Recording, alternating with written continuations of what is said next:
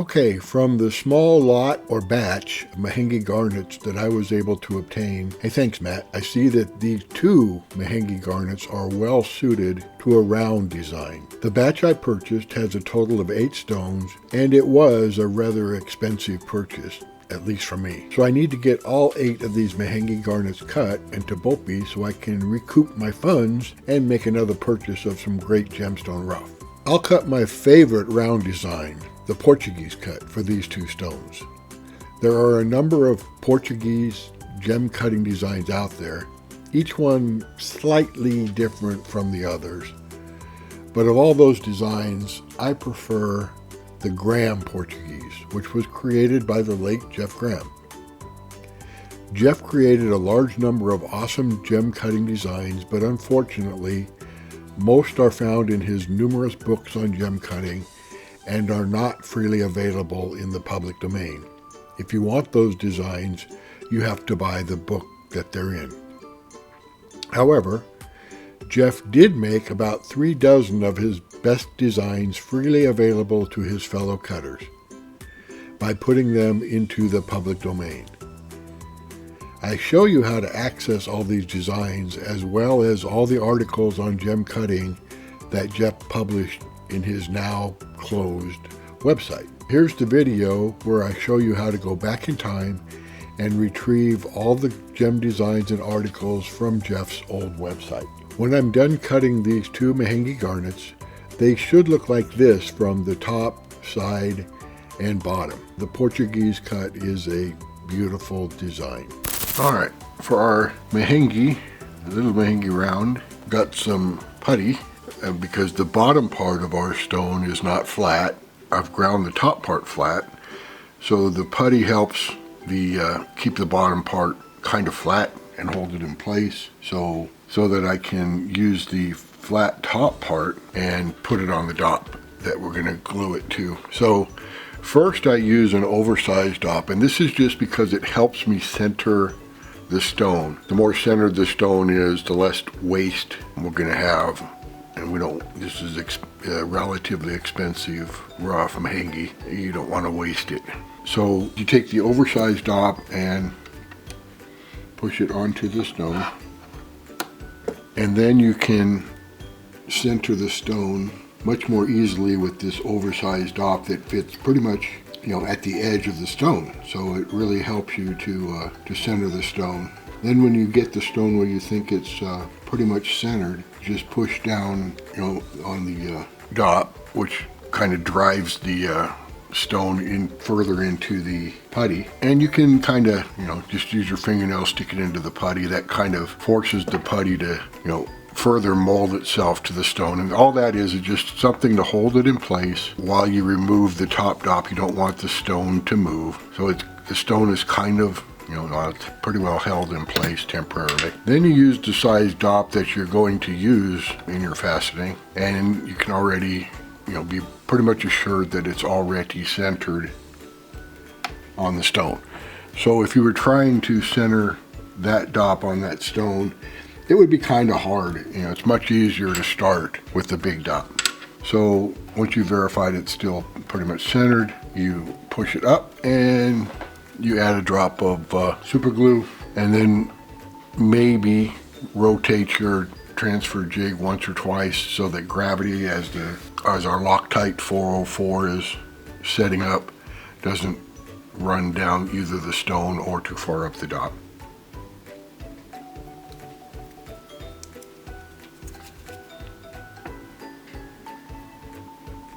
Just want to make sure that there's glue on both the stone and the dop all the way around.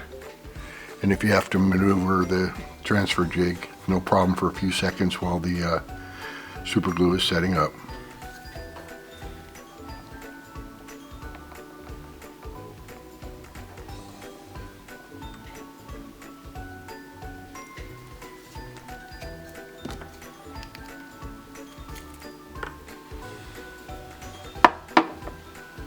Okay, here's our 2 Mahenge Garnets rounds, and we're going to use the keyed dot feature of the Ultratech to cut them both at the same time into a round design. My favorite round design is a Portuguese cut, so we're going to cut these into a Portuguese. They're not the same color, so I'm not trying to make a matched pair the same size, although I suspect they're probably both going to end up about the same size just based on their shape. And I'm thinking I should be able to get an 8mm out of this one. I've measured it, and this one as well. I'm not sure I can get a bigger stone, and the reason is on this one is there's right at the top, yeah, you can see the way it's shaped is not, it goes kind of have an indentation here. That's a problem, of course. So, you know, everything around the indentations, highest points are going to be ground down. And so even though it's a little bigger right now, it's about a ½ carat bigger, it's not, I suspect they're both going to be around 8mm, but we'll give them a try. This one is the peach, which I think is the more desirable color of Mahenges, although all Mahenges are man, expensive. And the rough is all the same price, but I think as far as color, I think this is the one more sought after. But let's see after we're cut it and see which one we like better. Okay, I've been working with the 1200 grit. It's actually a lightning lap, and at this stage I can see a problem that we now have internal to the stone. You can see it right there. Let me zoom in. It's quite a extensive mess what Mother Nature did to this stone. So, you know, it goes up there and over here. Again, I put my finger there to help me focus and focus on my fingernail and bring the camera back into focus for you. That's why I'm putting my finger there, if you ever wondering. So it doesn't go into the stone very far, which is not like it goes way deep into the stone, but it goes still a lot. So the two ways you can handle it, of course, are you can cut your facets down and hope to cut this out. But at some point, if you continue cutting down, you don't have enough space left for your crown or your upper half of your stone, so you can't do that forever. And the other option is to cut your girdle in, which, you know, as you cut your girdle in, you know, if you cut it in that far, that would certainly take care of it. But then your stone becomes increasingly smaller, and at some point it's too small. So you can do a combination of both, or you could leave the inclusion, but I don't like that one. That's a nasty inclusion. No, that's going to go away. So I'm going to work on this stone. It's not going to be as big of a stone as I thought. And again, when you buy your rough, make sure you check it really, really well. Although I did, and this comes from a great dealer who checks it also, and it was clean, and it's hard to see inside the stone. So just wanted to show you the inclusion we're going to work with on this this stone. And yes, of course, that one is the peach one, right? Yeah, yes, that's the peach one, which I'm thinking is more desirable. But this one, I don't know, I like that color better, but we'll see. Okay, so I used a combination of cutting a small amount off the girdle and bringing the facet down. And you can see the inclusion's almost gone. There's a little bit left, just a little indentation, but I'm using the 600 grit diamond, so by the time I go over this stone with a 1200 grit and then a 3000 grit and then to pre-polish it and then a polish, that'll be gone. But I did lose, you know, a little bit on the width of the stone, which is carat weight, and a little bit I had to bring the facets down so that the new facet line is here now, whereas it was a little higher, as you can see with the neighboring facet. So let me go around all the facets and even up that girdle, and then I'll work back with the 1200 again. Alright, so I pre-polished my Mahenge with the 1200 grit lightning laps, and because it's a smaller stone, and because the Portuguese cut has so many facets, and they're very small facets, I'm comfortable going straight to polish rather than going to a 3000 grit pre-polish. So this is Garnet, and it polishes with aluminum oxide. So I'm going to start with my dark side lap with aluminum oxide, and hopefully that'll get the job done with polishing it. I've never polished Mahenge Garnets with the dark side. Oh, I have once, yeah. So it should work. It should be no problem with it. So let's polish the pavilion of our Mahenge Garnet. Okay, I finished polishing the pavilion, or bottom half of our first Mahenge Garnet, and now I'll transfer work on the second one. Okay, so finished polishing the pavilion of our second Mahenge Garnet, and it's coming along nicely. So now I'll transfer both stones in our transfer jig so I can cut the top half or the crown of these two Mahenge Garnets. Okay, with our Mahenge round stones, what should happen now that we've transferred them from the pavilion to the crown is, because of the keyed dot feature of the Ultratech, which is this right here, if we put them into the Ultratech using the keyed dot feature, they only want to go in one way, right? Like that. It goes kind of sets. Now you can just override that if you want by adjusting it any way you want and then setting the set screw right there. But what should happen, because we used the keyed dot feature when we cut this, the bottom half, is it should align perfectly. So when we put our angle at 90 degrees and we use a flat calibrated piece of metal and we run down our Ultratech arm, what should happen is that 96 facet should be just flat, and when you raise it up it should break the surface at the same time. If it's kind of off a little bit, then you're off a little bit and you have to adjust it. But this one is in perfect alignment, so we'll try our other round because I'm working on two. There. You can go ahead and tighten that one up. We'll be ready to begin working if it's in alignment.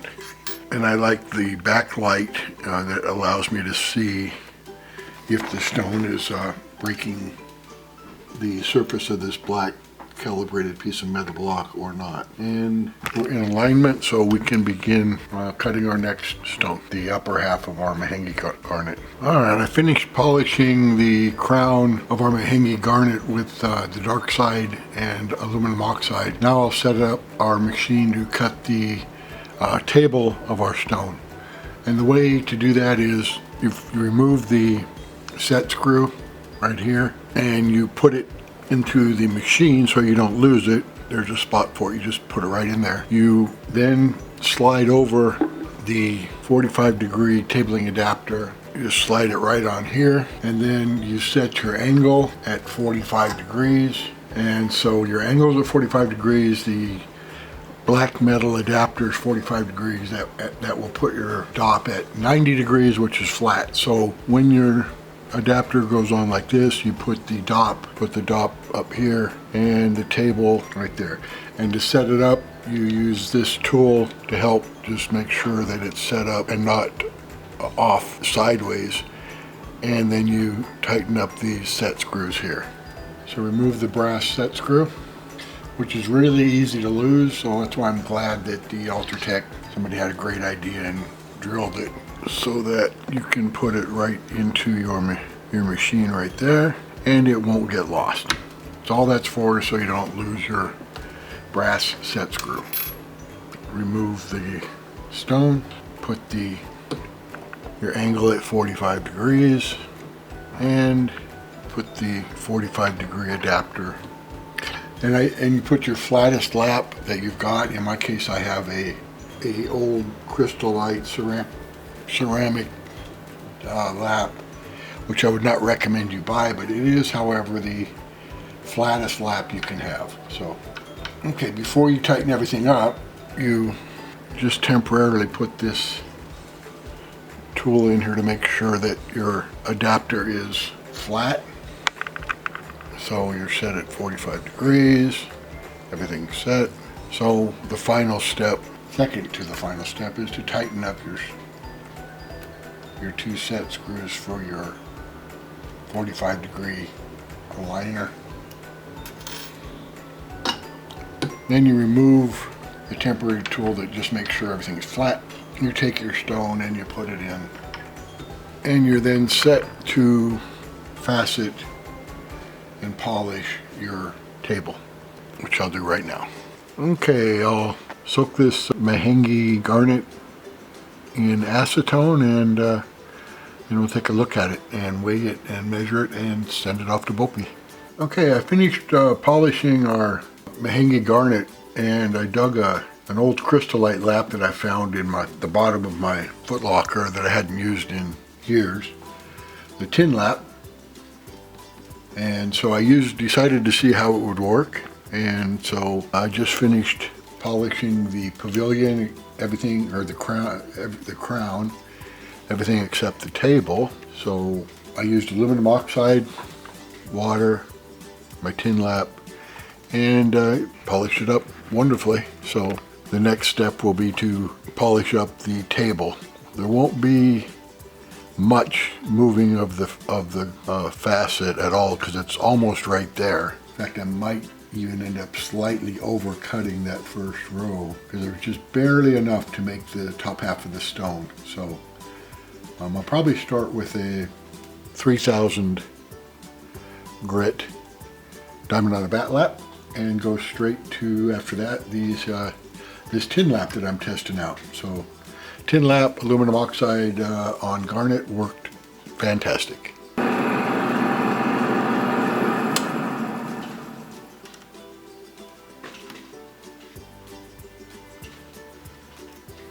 Alright, I finished polishing the table of our Mahenge Garnet, and I used the crystallite tin lap that I pulled out of my storage, I guess, and put it away years ago, never used it. It worked great for garnet so far. Works the aluminum oxide, super flat, super fast. The first time I've tried it, it appears, just the first time, I haven't really experimented, but it appears to do better than the dark side and the go-to, the Ultra Laps, the Mylar disposable discs. The best one is still the cerium oxide. That's awesome. The aluminum oxide is not quite as good, in my opinion, as the cerium oxide one. So for aluminum oxide, for garnets, it appears first try, at least with, just first try. That's tin lap, I'd say that's number one. Dark side probably number two, and then the Ultra Lap. I'll keep it in my toolbox in case I need it for a problem facet in the future. But if the tin lap works this well with aluminum oxide and cerium oxide, it's going to become very quickly my go-to polishing lap. But we'll see how it works in the future.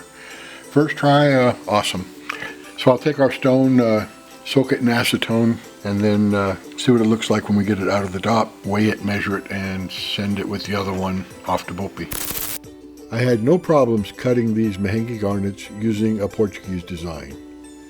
I also pulled an old tin lap out of storage, and it did a super job of polishing these garnets using aluminum oxide. I would recommend that any cutter pick up a piece of Mahenge rough, if you can find some that is reasonably priced, and give it a try. It cuts a beautiful stone. Happy faceting, everyone.